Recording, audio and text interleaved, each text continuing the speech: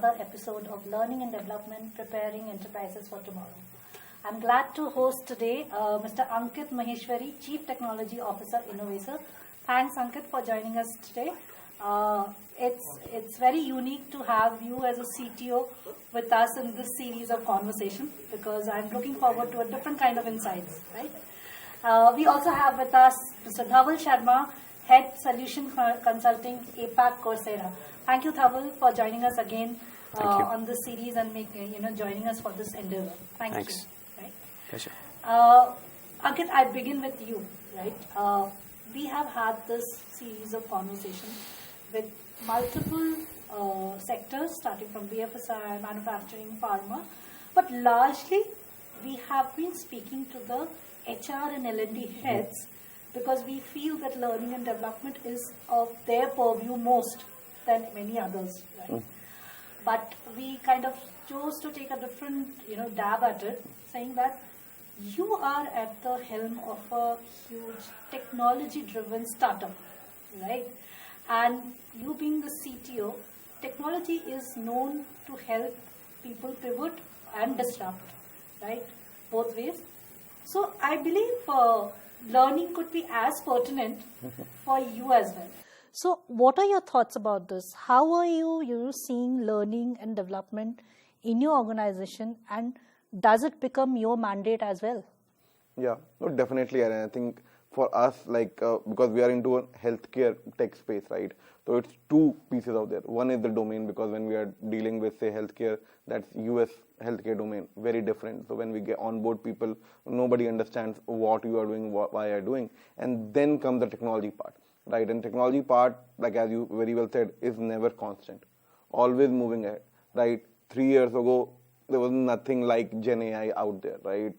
Or basically any advanced pieces that we have right now. When we started basically almost 9 years ago, cloud was still basically in healthcare, non-existent, right, over there. So because technology moves so fast, right, the learning also needs to keep moving, right? So, and that is why what we adhere as in our organization is called continuous learning, right? And for us, that responsibility doesn't only sit in the HR function, and we might be a little different that way, that those are the facilitators, right? But when we talk about the OKRs or responsibility and accountability, it sits with each and every functional head, right? Because learning has to be continuous for each and every individual in each and every department, right? And that is why we track that on an year-to-year basis, that how are my people up-leveling themselves every year? What are the new skill set that they are learning? What are the new skill set that is going in the market that they need to learn? And then there are domain-specific things that everybody needs to know as soon as they come at Innovaccer, right? So definitely learning is a very, very key pillar, right? How we operate as a business. It's a very big requirement for us over there, even from a person when they get onboarded or even pre-onboarded to understand about our business. And then from a technology point of view, just basically at the pace that everything changes, you have to have a DAP on it. Basically, either you are doing it self-managed, outsourcing it to somebody, or going to an online portal. But it has to create a curriculum for each and every individual, each and every function. Because when you talk about engineering, that's a very wide. You have applications, you have cloud, you have platform, you have back-end, front-end. So there is a lot of flavor over there, right? So building those curriculums, basically maintaining them, and then updating them as the architecture and the technology footprint evolves is very, very key. And being the CTO, I believe you are the enabler, right? You have to get this executed on the floor, sure. Right? More than just taking a deeper shot at this. You very well articulated saying that it is the responsibility of every function, right?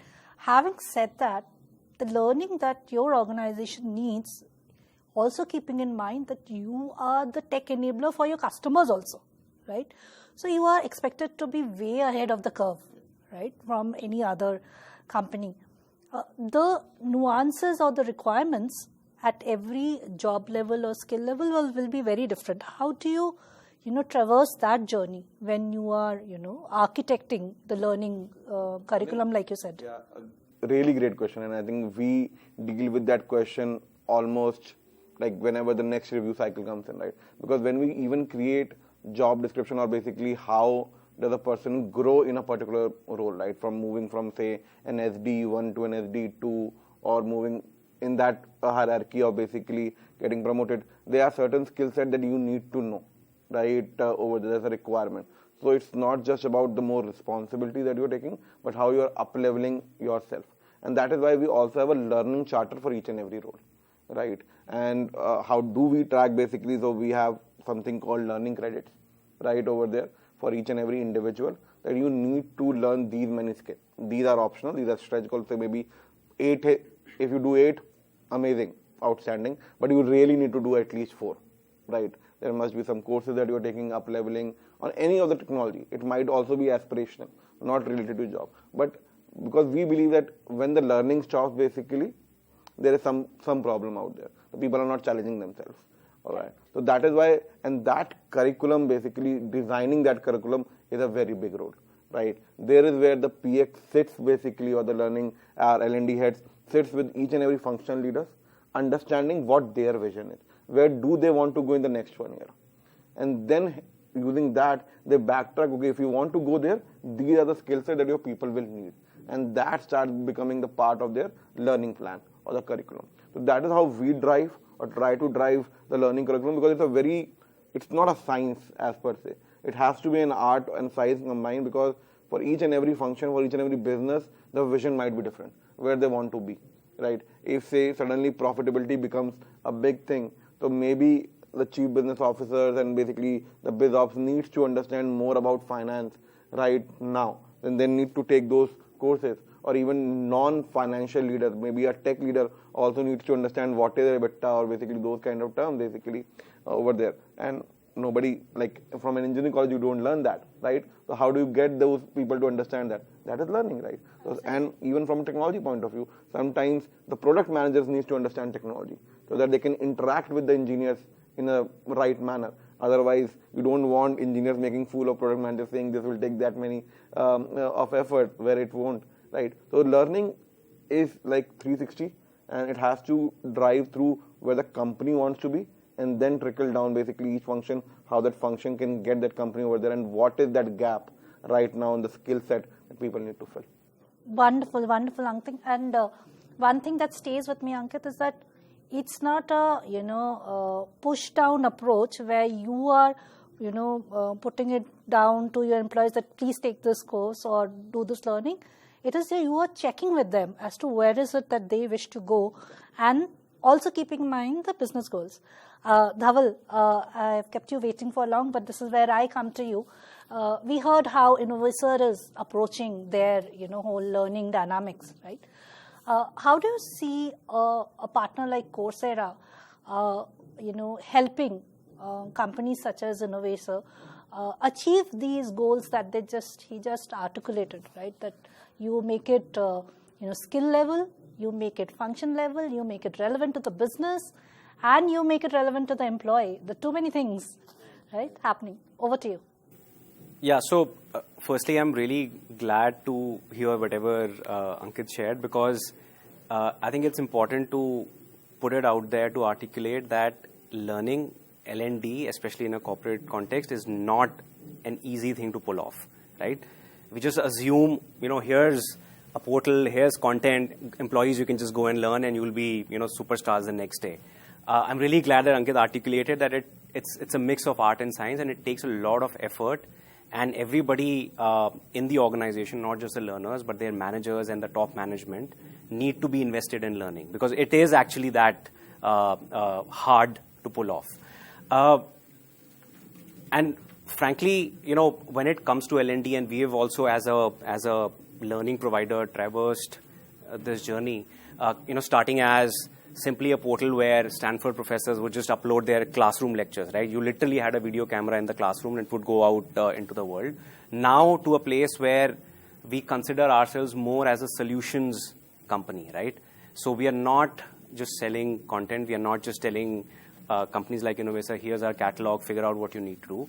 But we understand that each organization is unique, their requirements are unique. So we come in with a solutions-based approach, right? So the fact that a particular set of learners need to learn something at the intersection of domain and tech, right? There would be people like that. That's the kind of challenge we have evolved ourselves to meet, right? Because, like I said, it's not like, you're in a college, you just set a curriculum, a teacher comes and teaches, and the kids have no choice but to learn exactly that, right? It's very fixed. In a corporate context, firstly, the learners are adults. You can't force them to learn, right? Everybody has a different aspiration. Everybody has a different ambition, right? So we have to keep all of that in mind, and even for us, right? It's taken us a decade to get to a place where we are able to meet such challenges, and we are able to work with our customers and partners to figure out, okay, this is not a content problem. This is a design problem, first and foremost, right? That what is it that you need? What is it, what goal, like profitability, right? That we want to reach profitability, to a certain level in X number of years. Or we have a very recent example of a tech company whose stated example is that we want to become $1 billion revenue company, right? That's the kind of information we want, because then that helps us, go down the funnel and then, come down to, okay, these teams need to learn this because this is where most of your revenue comes, or this is an industry where your growth prospects lie. So maybe this, these people need to learn this kind of domain, learning, et cetera, et cetera. So just to summarize, we believe that, when you are in the L&D space, in the corporate L&D space, you need to have a consultative, a solutions-based approach rather than, because frankly, it's just too hard to force adults to learn when they don't have the right context, when they don't know how their learning ties into the larger goal of the organization, which is why we have to be, consultants first and learning providers second. And if I may just add to that, especially if that learning comes to you for free. So they will say, okay, I'll take my own sweet time to decide whether I want to do it or not, right? Interesting, and thanks for putting it out there, Dhaval, because the consultation part, that's really novel, right? Because like you put it, content, I think, is there, ample, For instance, you can just open YouTube. YouTube has enough content, right? But what to do, why to do, when to do, how will it help? These questions don't get answered. Someone needs to be that guide or mentor, right? And that mentorship then reflects maybe in the consultation that you mentioned, right? Ankit, I come back to you. You did articulate that how you, architect your learning, but you make it sound very simple. I'm sure there are challenges. There are nuances where you do face a struggle, or those are things which are need to be kept in mind for, when you're doing it the next time around. Those, small piece of advice, even maybe for our audience, as to what are the, the struggle points when you are dealing with a company of your scale and the domain that you are in. I think challenges both sometimes are technical, non-technical, functional, right? One of the biggest challenges, and I'm pretty sure Dhaval must have heard it, like how do you balance time? For a business, right, my engineer's job is to code. Why do you want them to learn for 2 hours in a day or 1 hour in a day, right? He can be more productive if he or she is just coding or doing whatever their functional role is. If it's a seller, they should be just making calls. Why are you asking them to take a particular course, right? So that piece, and sometimes whoever the L&D manager, whoever the central point is, they face those challenges very high, because say the top management says, hey, you need to train these people. They take up that charge, and there is no alignment with the functional leaders. And then they are fighting those functional leaders, or maybe even at the functional leader department head, you have that alignment. But the manager says, oh, these are my people. These are my 5 resources, basically. I need them to work these many hours. Why are you taking them away for this particular training? So that is one challenge, is that if the alignment is not throughout from top to the last layer, right, it is always going to be a big tussle between any function, right? Till the last manager, till the last employee, basically, they need to understand, like Dhaval said, why it is important, not just for the business, but for them as well, right? Because it has to be a win-win. If the employee doesn't feel that this is my growth also, that I become, say, much more employable, my value increases because I'm taking this, there is no intent. Right? They will say, doing enough for the business, why should I spend? I will close more deals, or I will write more better code, I might get a better promotion, why do I even learn? So they need to understand. So that alignment, if it's not till the last node, won't happen. So that is one big alignment thing which is very difficult. The second piece becomes, yes, content is everywhere, right? But everybody doesn't have the time to now sift through YouTube to find the right content, right? There might be 4-hour videos, there might be 40-minute videos, right? Curating the right quality of the content and also judging sometimes what is good to be delivered online as a self-paced and where do you actually need, say, an instructor, or it has to be a classroom or a workshop kind of an activity. So that choices have to be very well judged, right? Getting the right quality content which can be as concise as possible, right? Because you have to be very about time, right? You can't be calling your employees every weekend to do a course, right? Over there, and you can't be making them to go through an 8-hour training if that can be done in 4 hours or 3 hours, right? So those pieces, those are the nuances, right? For each and every function, each and every kind of training, it might differ, right? If I'm doing a cloud training and I'm not doing a hands-on workshop, nobody's going to learn from theory how to do on AWS, right? It has to be hands-on workshop. That is when I know I've got the value of basically what I wanted to do. So the ROI matrix has to. So I think these kind of challenges, and again, not very easy. You learn by committing mistakes, right? You will understand, oh, we did this training, and even after that, no efficiency. Still 50% of people don't understand. Why? Because we did a self-paced theory online course over there. Everybody's clicked next and everything, because people are smart. People know how to hack systems, right over there. So they will go through not proper tests, and now I've spent so much money or time, basically, and not the result that I intended to have. And that is why you learn, oh, it needs to be a workshop kind of thing, so that we know at the end of that, everybody actually knows how to do this stuff. You need to have tests. One thing I see when I talk to my peers also, we miss is testing, right, at the end of the things. You studied in your classroom because you knew that there's going to be hard exam. The harder the exam, the more you study, the more diligently you study, right? If it was an easy exam, you can, if it was a sessional monthly exam basically in colleges, you will just study one night before and pass through it. But if you're studying for an IIT, you know you need to study for months or years basically to get through. So having good curated, not just picking from the internet test basically for whatever you are training, very specific to your function, to how people are going to use the thing that they're going to learn on the job. Very, very important. Our highest amount of time goes in preparing tests. We never take off the grid, even if we use social media platforms, off the grid tests.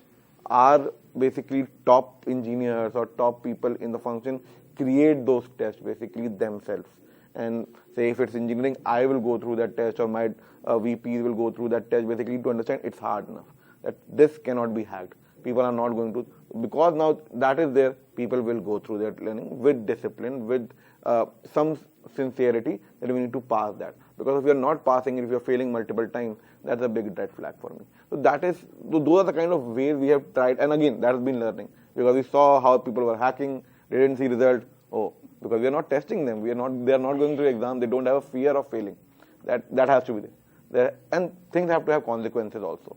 You cannot be that, yes, you fail, no consequences, you still. If you fail basically multiple number of times, basically there has to be consequences to that too.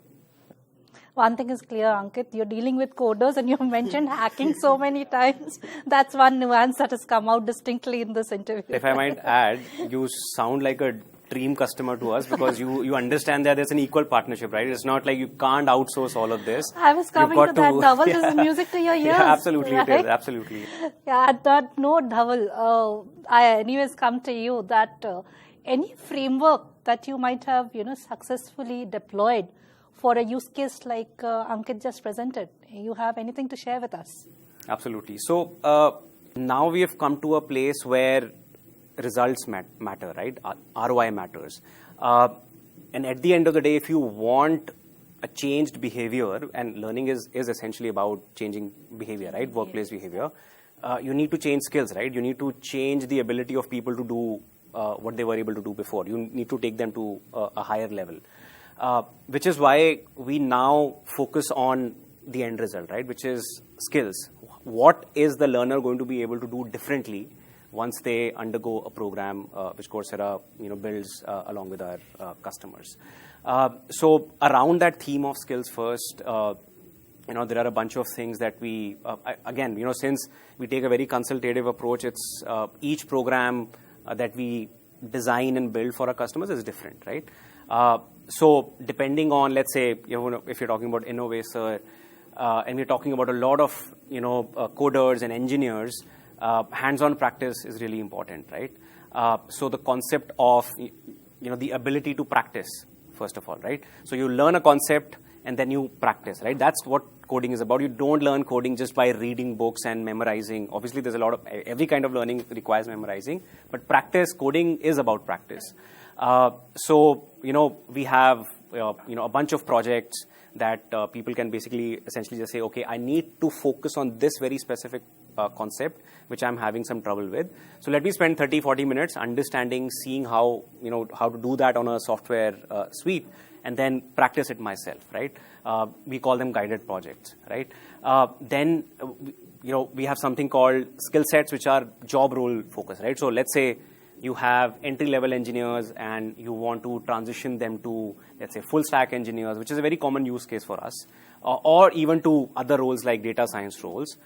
And you mentioned, Ankit, the lack of time to figure out, okay, what do I need to do to get from here to there, right? So we have these structured pathways called skill sets, where learners can essentially start at, wherever they are.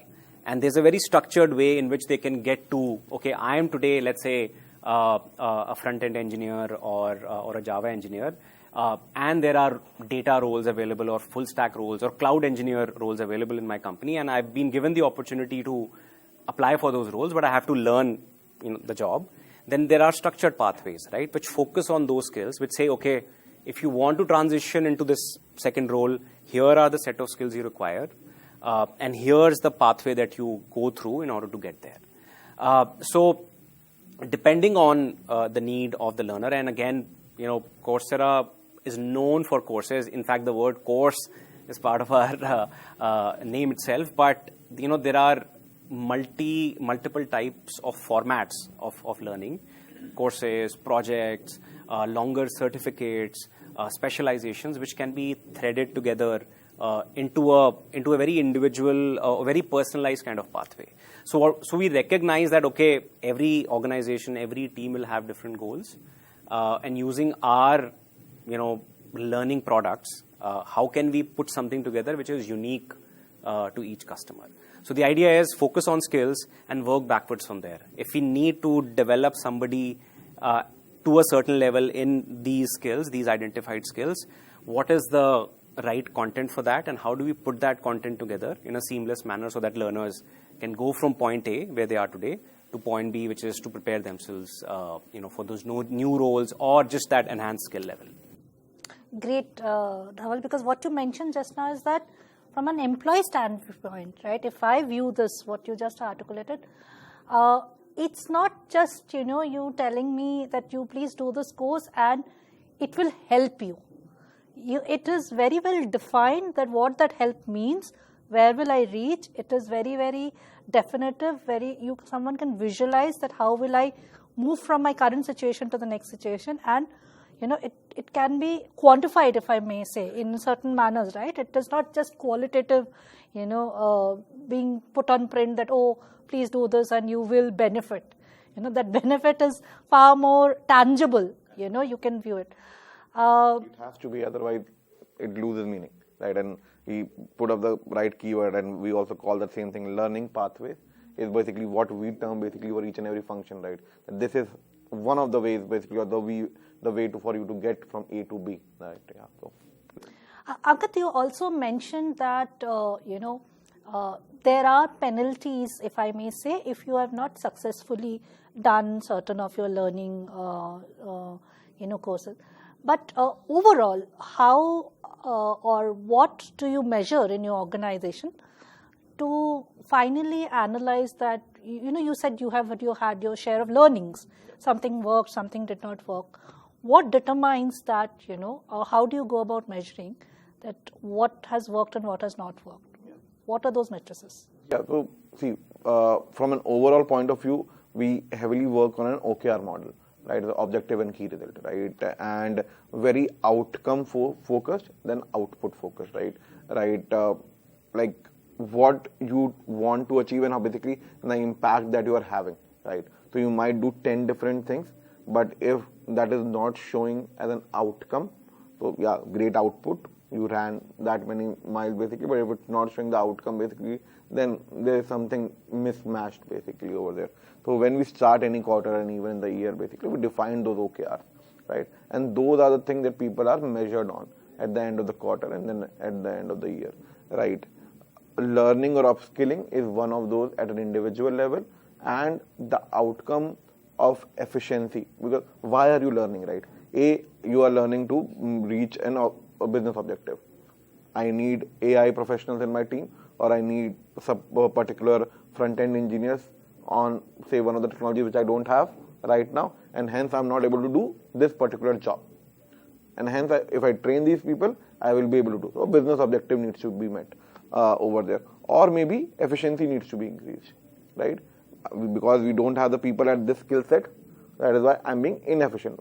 Maybe designing skills, or basically I'm writing code which is non-efficient out there. So efficient. So one of these business objective needs to be met, right? And that is why basically tying your learning pathways to outcomes, but then they need to also have an impact on the objective. Did you drive those efficiency? Did our code got better, right? Did we had lesser issues over there? Were we able to move, say if we had to do certain migration, because we got those learnings, we had those individuals who got trained, were we able to migrate to the new technology which saved us cost or basically made something better, or basically were able to create, say, the AI solution that we wanted to go into the market. So those are the objectives. So this is how you measure over there, that first you measure the key result, that yes, are people taking those trainings, and then B. So this is on the continuous piece. One big piece basically comes on the onboarding, when the new individuals join in, right? There is where the penalty piece more comes into play. Okay. It's not more on the continuous piece, because continuous is basically you wanting to improve people. The penalty comes in because when you are getting new individuals into the organization, right, they need to reach to a level before I can have them fully activated, is how we call them, right? Say if a sales engineer is coming in, when can they be on a customer call? If an engineer is coming in, when they can start pushing code to production, right? So they need to certain level of maturity in our technology stack. If they are not able to meet that, right, there has to be an activation timeline for each and every function. Say for an engineer, it's 4 to 6 weeks. If you are not ready by 4 to 6 weeks, there is some problem for me, because I spent 2 to 3 months for you to get onboarded, and after that, if 4 to 6 weeks you can't be ready to push my code, there is some performance improvement that I need to do. So those are the kind of penalties, and again, it's very outcome focused. For me, outcome is, are you ready? Can your manager say, yes, he is ready to push the code, he or she is ready to push the code to production, which is a high critical thing, because that is why you are there. Or say a sales engineer or salesperson is ready to be on that customer call and pitching the company, right? So if those outcomes are not being met, there is some issue. And on the hindsight, I think, Ankit, what it also does for your employees is that they know from day one that this company is very much vested into me, right? You are building that, seeding that thought of learning on the very beginning, right? That becomes very critical. I'm sure that yields you larger benefits in the long run, because any employee who stays in that journey with you knows that this company, I am there for the company and the company is there for me, right? And both of our growths are interlinked. I think that is you fulfilling knowingly or unknowingly, that is one big piece, and like a long-term employee, right? When we try to even reward them, right? One of the biggest reward, or one of the most common reward is, we want to go for this kind of executive education, right? Maybe in India, maybe even abroad, like, because we have a huge US customer base and also a lot of employees, right? So we have these we even Stanford, Wharton, basically, and can we sponsor these people on learning? So because learning is, and that's why I said it has to be a win-win. People also need to feel that, am I getting better? And if they feel, if I go for, say, a data science program out of MIT, I might get better because I will have those kind of peers, I will interact with them. for sure. Like, and if your performance says that, if basically the business feels that, for sure you go that we will invest in you, right? Because at the end of the day, we will get those benefits out there. So investing is very, very important, right? If you don't invest, and this is kind of a more leadership kind of thing, people see through bullshit basically, that is the organization just doing it for their own sake and not for me.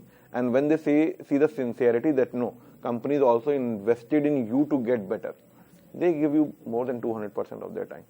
It's not just a tick mark on your KRS. Thank you. That was great. Our last piece, Ankit, kind of cited how they go about measuring. How do you help your clients? Like, is there a constructive way of, proving to them that it is driving ROI for them? Yeah. So I think Ankit touched on a lot of very relevant points, and in fact, I just want to add to what he said that learning today, I think, is probably the best way to build an employer brand, right? Remuneration, the actual name of the organization you work for, they're all important. But these days, especially the kind of young workforce you're getting in, they want to know how they're going to grow with you, right? They're not just there to, do that 8-10 hours and go back home. So I think a company which understands that learning is an investment, and investment is the right word, is the right kind of customer for us, and we see those kind of companies do well as well. Now, coming to your question, I think, again, to Ankit's, just to continue Ankit's, previous point, we have this very famous, model of measuring learning outcomes in the learning space, which is called the Kirkpatrick model, very well-known, decades-old model. And what Ankit touched upon was, the latter half of the model. So what it does is, it basically tells you that, okay, how do you measure outcomes when there's a learning intervention? When you try to, let's say there's a training session, how do you measure impact, right?